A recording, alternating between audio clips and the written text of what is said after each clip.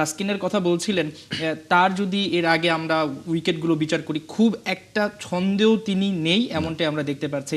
সবকিছু মিলিয়ে আসলে ভরসাটা কি করা যাচ্ছে কিনা?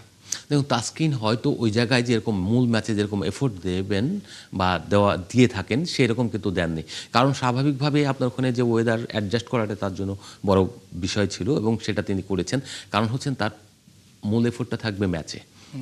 একটু ইনজুরি প্রবণ, তাছাড়া সবসময় টানা সব ম্যাচ খেলেন না, তাকে অ্যাডজাস্ট করার জন্য যেটুকু সময় দরকার সেটুকু হয়েছে। বাংলাদেশ কিন্তু এবার কোনো এক্সকিউজ দিতে পারবে না। আপনার গিয়েছেন ধরেন 31 তারিখ রাতে 8 জন গিয়েছেন, পরে আবার 2 তারিখে গিয়েছেন, অর্থাৎ 3 তারিখে গিয়ে আপনি ওখানে পৌঁছেছেন। তারপরে আপনি কতদিন পেলেন? 10 দিন। আমি ধরলাম 10-12 দিন না ধরে 11 দিন, 10 দিন 11 দিন ধরলাম, প্র্যাকটিসের টাইম পেয়েছেন, আপনি কন্ডিশনে মানিয়ে নেওয়ার টাইম পেয়েছেন। গত 2 বছর আপনি ওখানে এইচপি এবং এই দলের সফর করেছেন। এখানে 4 ডে ম্যাচ খেলেছেন 3টা। পাকিস্তান শাইন্সের বিপক্ষে খেলেছেন 2024 সালে, 2025 সালে খেলেছেন আপনি নর্দার্ন বা ওখানে একটা স্থানীয় দলের বিপক্ষে, একটা কাউন্টি দলের বিপক্ষে আপনি খেলেছেন।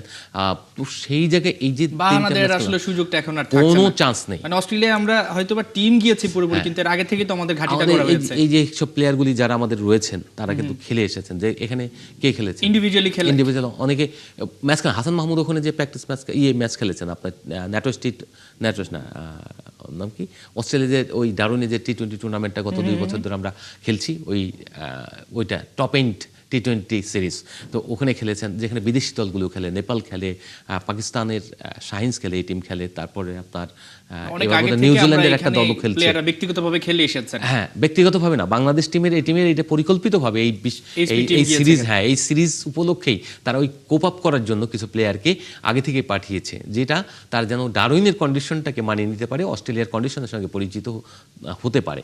আর যারা দেখবেন যে পূর্বে তো এই তাসকিনদের আগেও কিন্তু অস্ট্রেলিয়াতে খেলার অভিজ্ঞতা রয়েছে, 2015 সালে বিশ্বকাপ খেলেছেন, 22 সালের টি-20 বিশ্বকাপ খেলেছেন। সো কোনো এক্সকিউজ চলবে না।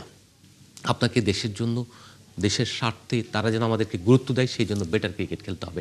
ব্যাটিং অত্যন্ত হতাশাজনক, আবারও বলছি, কিন্তু সবচেয়ে দুঃখজনক হলো এবারও আপনার টপ অর্ডারে 4 জন ব্যাটারকে আপনি নিয়েছেন যারা একেবারে লেফট হ্যান্ডি, অর্থাৎ প্রতিপক্ষের বোলারদের বল করা খুব সহজ হবে, একই চ্যানেলে বল করতে পারবে, অর্থাৎ তার সাইকোলজিক্যালি চেঞ্জ করতে হবে না, একবার লেফটে একবার রাইটে এরকম হতে হবে না। আরেকটা যেটা বললেন আপনি যে আমাদের নাহিদ রানা না থাকা, ডেফিনেটলি নাহিদ রানা সবচেয়ে বড় থ্রেট ছিল, কারণ তার পেস অ্যান্ড বাউন্স গতি, কিন্তু ব্যাটাররা যত বড় শক্তিশালী ব্যাটারই হোক না কেন, যত পারফেকশনিস্ট হোক না কেন, যদি ফাস্ট বলার ওরকম 150-145 গতিতে বল করে কেউ, সেই বল কিন্তু খেলতে পারে না, তার কিন্তু ভয় বুক কাঁপবেই, এবং সেটাই কিন্তু মিস করবে বাংলাদেশ। ওই জায়গায় সারা পৃথিবী এই যে খেলাটা দেখবে, নাহিদ রানার এই পেজটা মিস করবে। ইভেন শরীফুলের যে তার যে স্কিল, সেটাও কিন্তু মিস করবে, কারণ ফার্স্ট টেস্টে শরীফুল নেই, সেকেন্ড টেস্টে হয়তো তিনি দলের সঙ্গে যোগ দেবেন।